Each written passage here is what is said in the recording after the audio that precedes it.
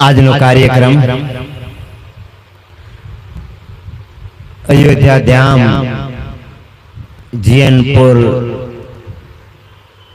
કબીર આશ્રમની અંદર આજે ભજન સત્સંગનો ત્રિદિવસ વાર્ષિક કાર્યક્રમ ને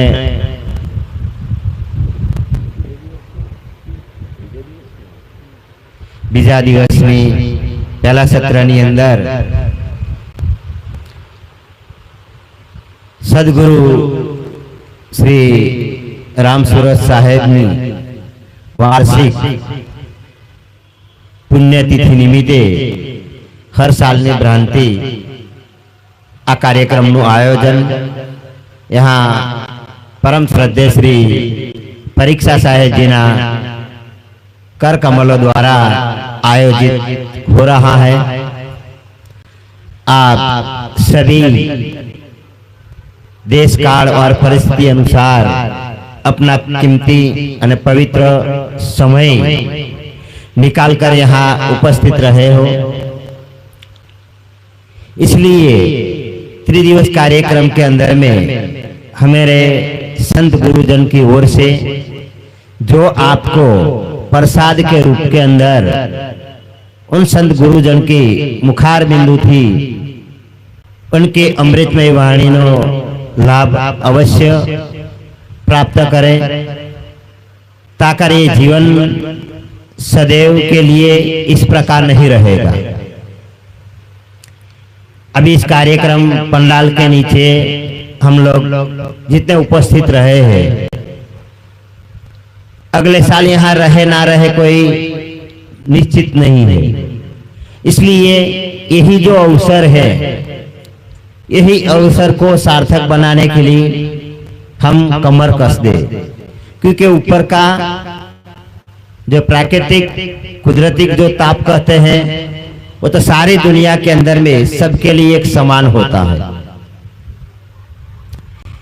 इसने बचने के लिए तो हम लोग प्रयत्न कर ही रहे, लेकिन अनादि काल के जगत के अंदर में हम तीन ताप भोग रहे हैं। एक दैहिक ताप है शरीर के संबंध में, दैविक ताप है और भौतिक ताप है। इन तीनों तापों के अंदर में हम लोग जल रहे हैं। इससे छुटकारा पाने के लिए हम संत गुरुजन के चरणों में आते जाते रहते हैं और उनकी अमूल्य वाणी का अवसर प्राप्त करते, श्रवण करते, और हमारे जीवन के अंदर में जब तक हम अनुसरण नहीं करेंगे, धारण नहीं करेंगे, तब तक हमको कोई लाभ प्राप्त होने वाला नहीं है। इसलिए ये ताप तो कई 1-2 घंटे के लिए ही है, लेकिन अनादि काल के ताप से अंदर हम जल रहे हैं। इसे छुटकारा पाने के लिए हम यहाँ आए हैं। तो सदगुरु कबीर साहेब जी ने बहुत सरस सुंदर कहा कि इस संसार में कि आया सो जाएगा। इस संसार के अंदर में जिन जिन ने शरीर प्राप्त किया है, एक रोज निश्चित है कि शरीर हमारे साथ नहीं रहेगा। हमारे साथ क्या जाएगा? हमारे आगे प्रवक्ता श्री साहेब जी ने बहुत सरस सुंदर कहा कि खेती बाड़ी जितना भौतिक धन संपत्ति क्या हमारे साथ आएगा? नहीं। लेकिन हम क्या लाए थे और क्या ले जाएंगे, वो दो चीज का अच्छे तरफ मनन करना चाहिए। शरीर तो हमको दूसरों से मिला है, आप सभी को मालूम है कि शरीर माता पिता ना कर्म संयोग से मिला। नाम हमको दूसरे ने दिया, नाम भी हम लेकर नहीं आए थे, नाम भी दूसरे से मिला। शिक्षा भी हमको दूसरे से मिलती है, हम स्वयं प्राप्त नहीं करते। साथ ही भौतिक धन संपत्ति वो भी दूसरों से मिलती है। संसार के अंदर में जो भी कुछ मिलता है दूसरों से मिलता है। सिर्फ हमको तो संत गुरुजन से ज्ञान प्राप्त होता है, वो भी हमको अलग से प्राप्त होता है। इसलिए जीवन के अंदर में सद का सदुपयोग करते हुए इस जीवन यात्रा हमारी सफल किस प्रकार से, किस ढंग से रहे, उसी पे हमको लक्ष्य देना चाहिए।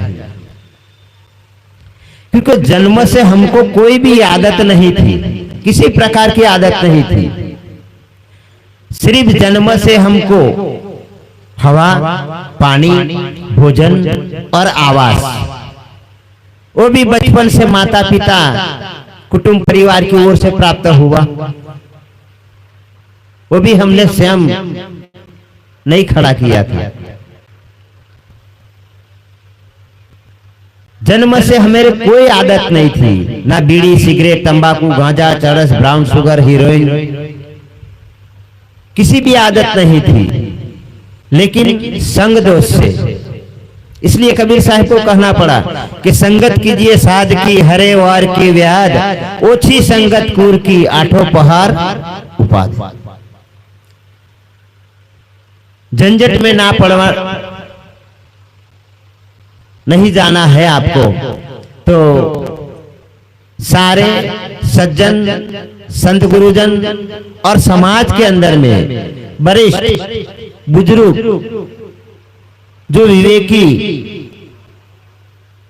पुरुष हो, सदमार्ग पे चलने वाले हो, उनकी संगत करनी चाहिए। संगत का जीवन के अंदर में बहुत प्रभाव होता है। जैसे दूध है, दूध को शक्कर का संग हो जाए तो मीठा हो जाए, वही दूध के अंदर में इंतर डाल दो तो सुगंधित हो जाए, और उसी के अंदर में एक बूंद मिट्टी तेल डाल तो दुर्गंधित हो जाता है। इसी प्रकार हमारे जीवन के अंदर में संग का बहुत प्रभाव होता है। जीवन के अंदर में कहीं भी रहे, हमारे गुरुजन अपने जीवन की त्याग, तपस्या, कर्म के फल के रूप के अंदर में अनेक वाणियों की रचना किया है। जब संत गुरु ना मिले उसी समय सद ग्रंथों का अध्ययन अवश्य करें, ताकर हमेरा मन भक्ति, भजन, भाव, ध्यान, सत्संग में लगा रहे और संत गुरुजन से प्रेम भाव बना रहे, ताकर हम इस जीवन के अंदर में हम अपना जिस कार्य करने आए हैं, इस कार्य हम पूरा कर सके। क्योंकि मानव जीवन बार बार नहीं मिलता है। बहुत सौभाग्य से इस मानव जीवन प्राप्त होता है। इन जीवन को प्राप्त करने के लिए इस संसार के अंदर में जितने संत महापुरु गुरुजन हो और देवी देवता हो, ये शरीर छोड़कर चले गए हैं। आज किसी का कोई पता नहीं है। जैसे सर्प होता है वो चले जाता है और वो जाने की लकीर रह जाती है। आप जितने देहदारी, कीड़ी से लेकर कुंजर तक जिनको देखते हैं, उस सभी के अंदर में स्वतः विराजमान चैतन्य जीव विराजमान है। इसके अलावा आप कहीं दृष्टि डालो, हमारी एक साध्वी देवी ने एक पद गाया था, इसके अंदर में बहुत कि माटी का करी देवी देवा, काटी काटी देव जैया जी, जो तोहरा देवा साचा खेत चरत क्यों ना लैया जी। आज संसार के अंदर में ये परंपरा आज से नहीं चली आई। सभी संसार के जो भी महापुरुष हो गए हैं, उनकी तस्वीर है, उनका अनादर ना करो, श्रद्धा रखो, कोई बात नहीं है। लेकिन इनकी पूजा पाठ करने अकेले से नहीं चलेगा। उन महापुरुषों ने हमारे जीवन के अंदर में बहुत कुछ संकेत दिया है। हम लोग कल अयोध्या नगरी घूमने गए थे, तो एक